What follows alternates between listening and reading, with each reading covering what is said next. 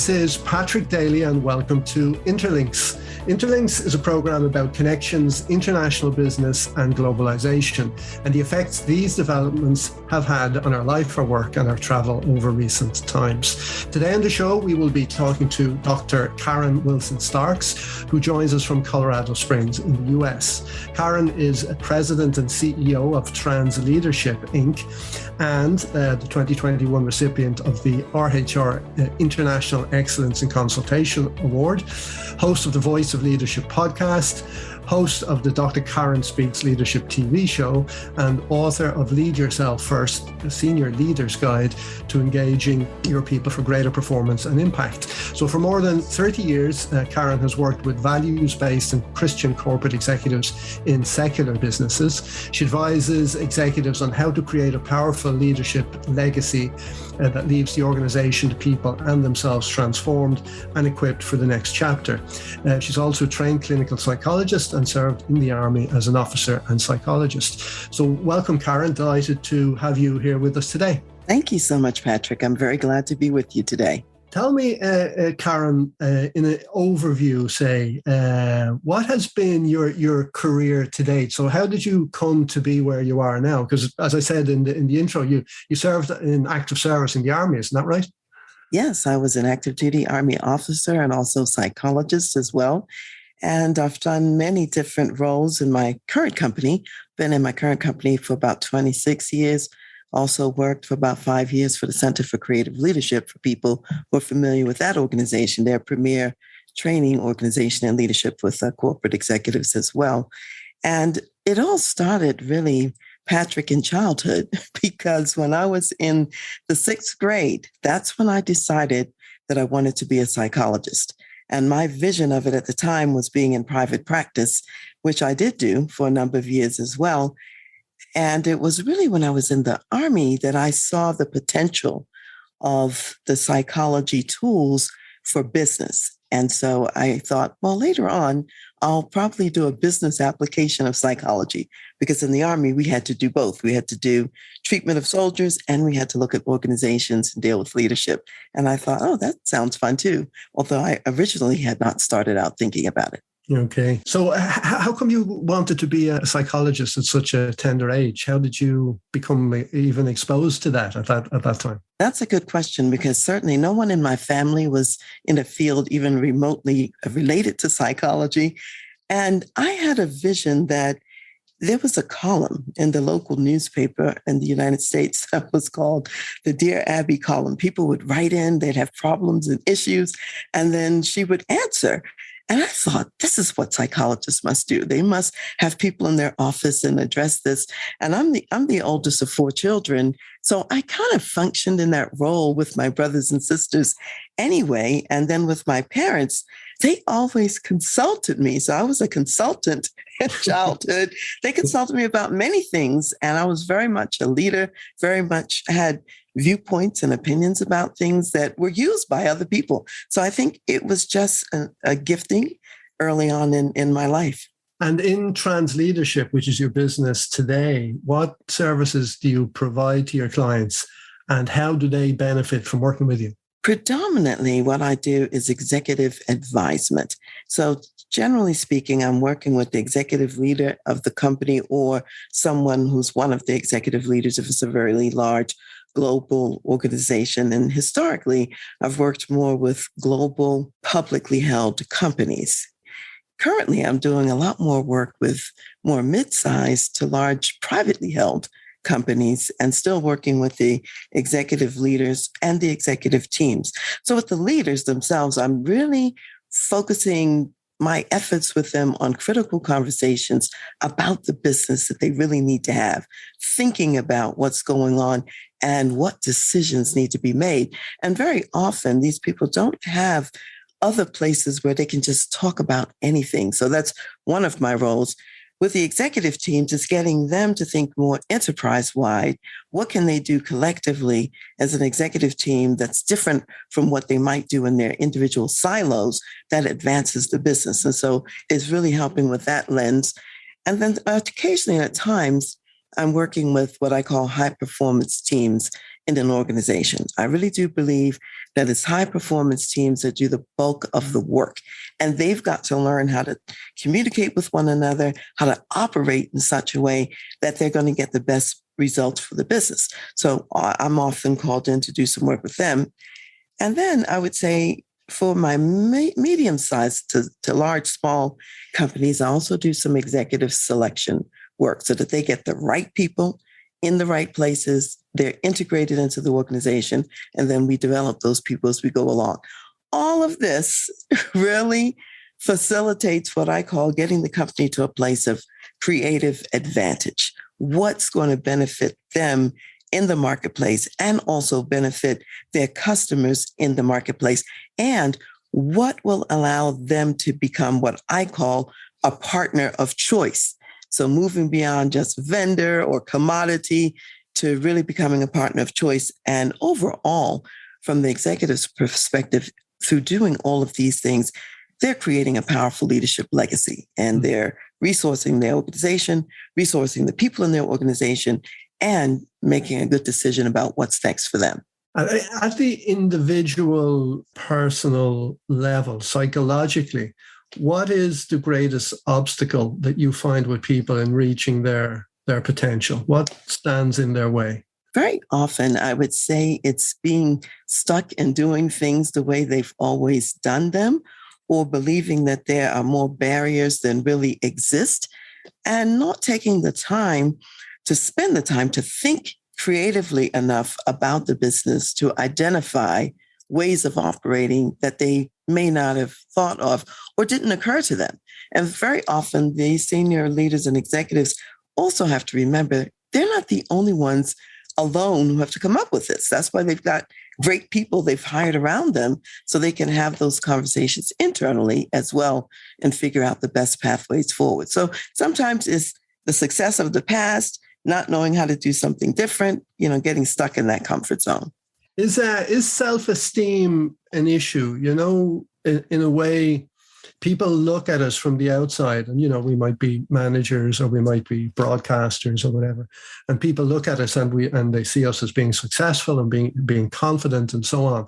But we inside ourselves see our own flaws, and that knowledge of our own internal flaws, does that sometimes impede us from taking the next step, from moving on from where we are? Do you find that? I'm sure that's certainly true of some people. What I see most often, because some of the companies that I work with, they're in what I call a transition phase. So they're transitioning, let's say, from a large, small to middle-sized company, or from medium-sized to large. And when you're in those transitions, you have to think about what's required to build the infrastructure and the foundation we need for our larger size. So very frequently, they don't have always the experience for the next level, may not even have the exact skills, interests, or inclinations to do what's needed at the next level. And so it's a hesitancy to move forward because that's not their superpower or it's not their strong suit. So if anything, it might be, how do I step into that and learn it, or hire someone to run, this part of the business while I rise up to even a higher level in the organization? That's what I find is challenging. It's like, because it's hard, I've never done it before, and I don't know how to do it, I'll just keep doing what I was doing, which doesn't benefit the business. Okay, and you have published a book called Lead Yourself First. So could you tell us what's the premise of the book, and what are the main arguments that you set out in the book? The book is really designed for the individual leader to think about their own life journey, because I'm really a strong believer that your experiences along the journey of life and what you've encountered, these are the treasures in essence that you can share with other people, that also inspires and encourages them to get through some difficult times. And yet a lot of leaders have not taken the time to think about, well, what are those milestones in my own life? What have I learned from my own leadership journey that positions me to really be credible in my own organization? So the book is my way of saying, here's some examples, from my life. Not that these are relevant for you, but the point is that there are questions in there to get the person to reflect on what's happened in my life that I could pay attention to and also share. So I could give you an example. Like when I was in the Army, one of the things that I just never wanted to do, and it was certainly a factor in whether I wanted to be in the Army or not. I was not naturally an Army-oriented person, and it was rappelling off of mountains. And I said to the recruiter, I just don't want to ever do that. And he says, well, you're a psychologist. You're probably never going to have to do that. And here I am one day looking up at this 25-foot tower about to rappel and thinking back to that conversation with the recruiter. And I was petrified. It was the last thing in life I wanted to do. And of course I learned. And it's daunting from the ground. And it's even more daunting as you climb up that straight ladder that has no incline to get to the top of the wall. That was more frightening than I ever imagined it would be. I get to the top of the wall. There's a sergeant standing up there and he's saying, okay, now it's time to rappel. I said, I think I'm going back down. No, you're not going back down. And so I had to figure it out. And I wasn't elegant about figuring it out either, because I'm at the top of the wall and I forgot everything I had learned in the training on the ground. I'm holding myself up there. I said, I can't hold all this weight. Well, you're not supposed to. Let go of the rope. I'm going to die. No, there's someone down here. The belay master's there to if anything happens, they could yank you in midair. So when I think about this story, I pushed through the fear to get this done. I went up the tower several times to master the 25-foot one, then went to the 50-foot tower, mastered that. Then that afternoon, we were rappelling off the hills and mountains. And I said, you need someone at the top of the wall in your life who won't let you quit on yourself. That's one of the things. You also need that belay master who could stop you in midair, if need be. And there were lots of lessons out of that I learned.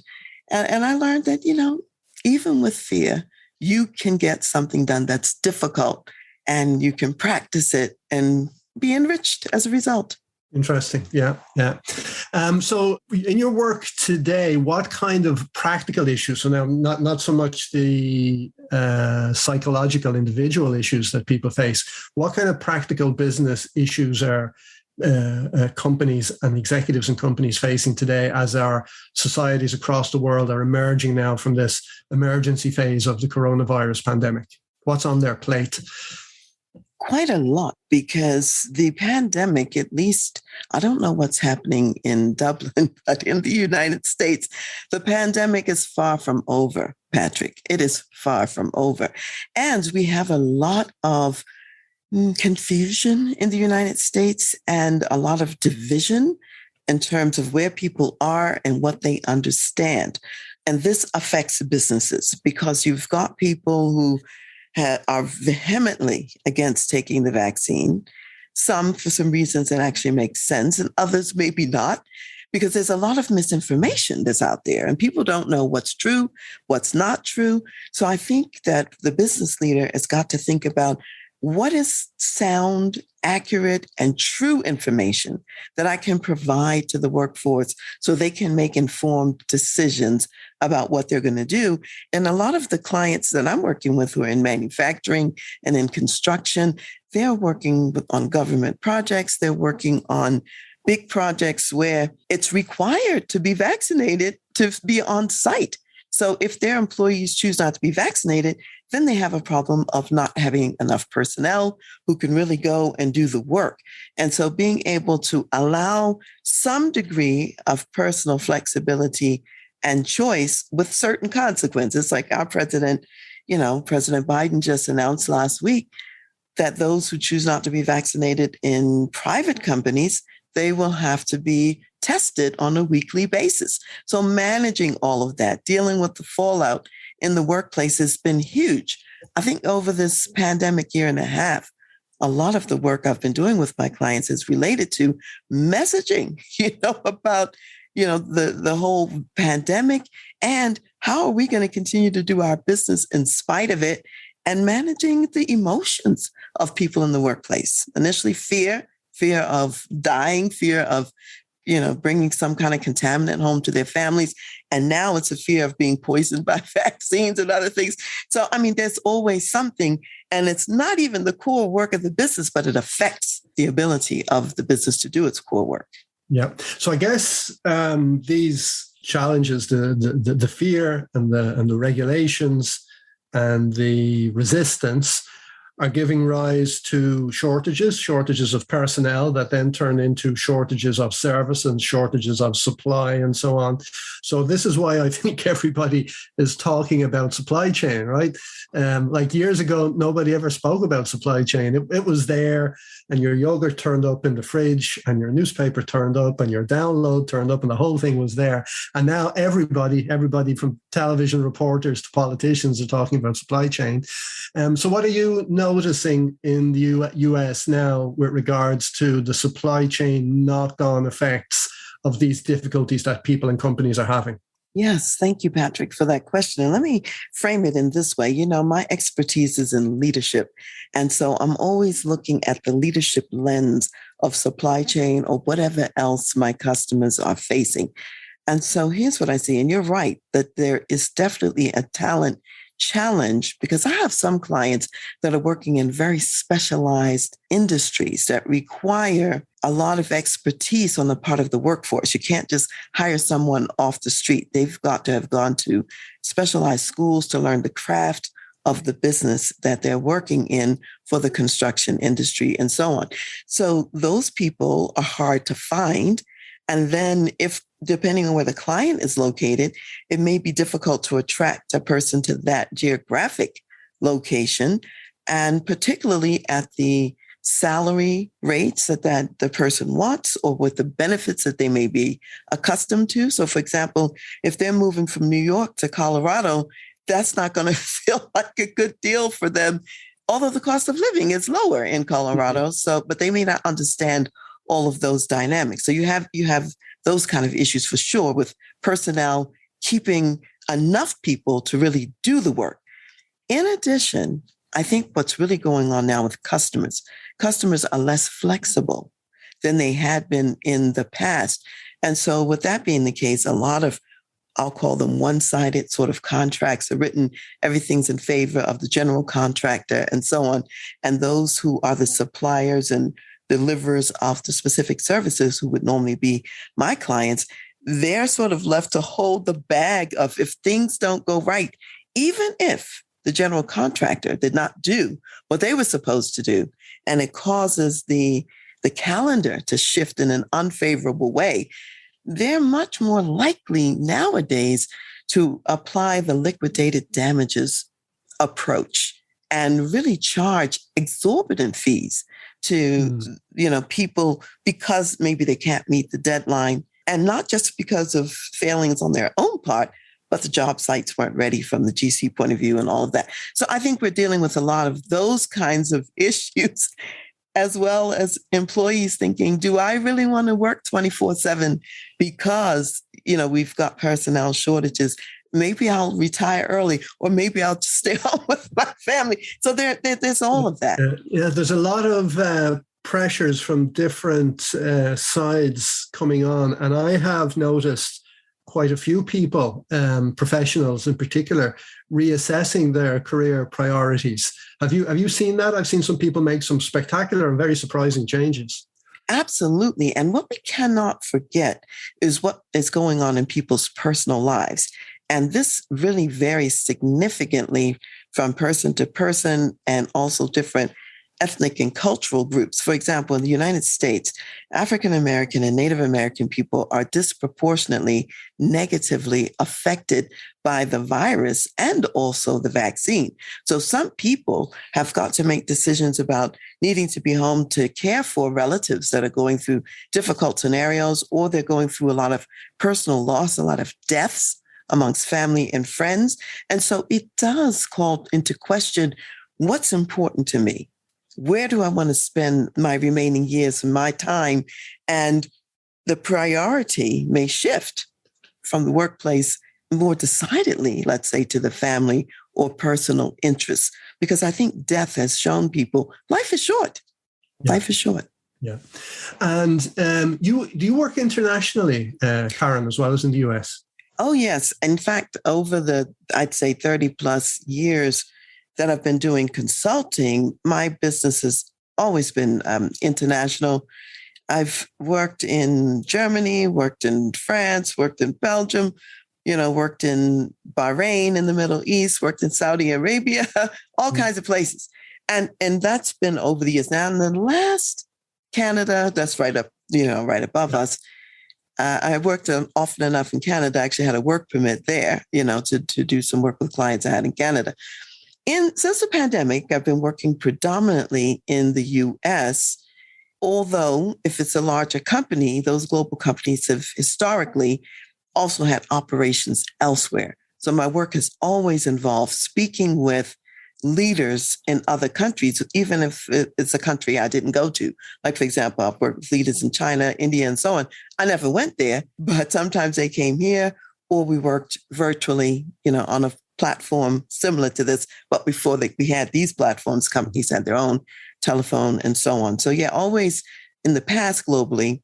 My family is less excited about me working globally now as, in comparison to the past. Like when I went to the Middle East, Saudi Arabia, it was right after some bombings of some American territories and things. And they were worried to death. They didn't know if I'd come back alive or not. So there's always the safety issue too. So over the last 30 years or so, there's been increasing globalization.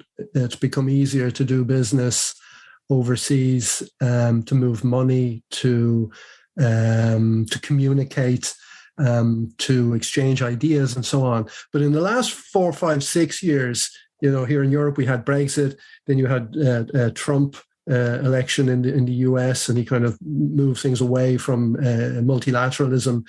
We've had the pandemic as well, which has kind of caused countries or regions to close in on themselves. So where do you think we are in this process of globalization? Has it stopped? Are we in reverse? Is this just a blip, or is it changing form? What do you think? I think everything in this season is changing form. I'll put it that way. I think globalization is here to stay. I don't think that anyone's closed the door on that. And in fact, some of these virtual formats have increased the kinds of conversations that we can have with people globally without necessarily having to travel. I think that if this had been 5 years ago, you and I might not even be talking in this format. Sure. So I think there are more opportunities. It's probably going to look a little different in the future. We don't even know exactly what that might mean. I think there's so much to be gained from globalization that you're not going to be able to put that genie back in the bottle. That's what I think. So as we come towards the end now, maybe I'll just change gear and just ask you a little bit about yourself. What kind of things do you like to do in your spare time when you're not working and so on? And when there's not a pandemic. When there's not a pandemic on. One thing I can do all the time, pandemic, and I love reading. I love reading books, and I'm reading things all the time. My favorite place to go for relaxation, vacation, and a refresh of the mind is the ocean.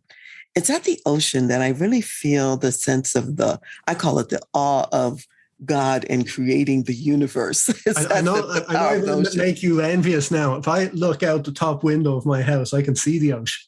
Oh my gosh, yes, because that's where I always go. You're in Colorado Springs, right? You're in the middle of the continent. I can look out the window and see Pikes Peak, which is a wonderful sight. We've got mountains here. I grew up in the U.S. on the East Coast, on the Atlantic Ocean. So that's where my heart is always the ocean. It doesn't have to be Atlantic. I love the Pacific. I love any ocean. And so, yeah, I'd come to Dublin and be at that ocean as well. That's my favorite because other things I enjoy. I love international travel. I like meeting people from different countries, different cultures, and engaging with them. That's fun to me. I love Broadway theater in New York. There's nothing that beats that, when I'm in New York and just going to a play. I love musicals, but I love straight plays, just straight drama, That's one of my favorites. And then music in small venues, like watching a jazz ensemble or something like that. And are you reading anything at the moment, or any audiobooks or podcasts that, are inspiring you that you would recommend? Yeah, let me mention a couple of podcasts that I find interesting. One is a podcast, the host is out of the UK. The podcast is called The Business Elevation Show with Chris Cooper. He recently just celebrated 10 years of doing his podcast, so he was an early adopter to the technology. One of the things I love about his show is he brings interesting people who are not only doing great work and challenging themselves, they're also giving back to society in some profound ways. So I find his show inspiring in that way. I also would recommend J.V. Crum III, who has numerous podcasts, but the two that I really like is a brand new one that's called Limitless, because it's all about taking yourself outside of the constraints and the boxes to really do more than you thought you could do. And the Conscious Millionaire podcast, and he's written a book on that as well. So those are the podcasts I'd recommend. As far as books, now this will seem like an odd one maybe to have on the list. I find the Bible to be an excellent book to read, even though it's older and ancient. Well, I believe it's a bestseller, right? I believe that's a bestseller. And there's a lot for life in it. I read it every day. So that's one of the books that's always on my list. And then maybe a bit more traditional, a book by Kevin Harrington, who's one of the Shark Tank originals, and Daniel Priestley is called Key Person of Influence. I really like that book because not only is it useful for individuals to think about how to be more influential, I find the principles applicable to my clients and to their businesses as well. And then a third book I'd say is by Earl Nightingale. And this book is from the success, culture and industry. He was a radio host back in the 60s, wrote many books, but one that I really like is called Lead the Field. And again, is being a leader in whatever it is that you do. And it talks about the mindset that's important behind that. Excellent. So where can people find out more about you and your work, and how can they contact you if they wish to? They can find out about me from my website, which is www.transleadership.com. They can also write to me at Dr. Karen, Karen, at transleadership.com. And they can also find my podcast, The Voice of Leadership, and listen to that as well. Excellent. It's been an absolute pleasure, Karen, talking to you today. And I wish you every success, both personally and professionally. Thank you so much, Patrick. A delight to speak with you as well. Thank you for having me on your show. You're very welcome. And thanks to all our listeners for tuning in. And any comments or questions, just drop me a line on pdaly, PDALY, at albalogistics.com. And keep well and stay safe until next time.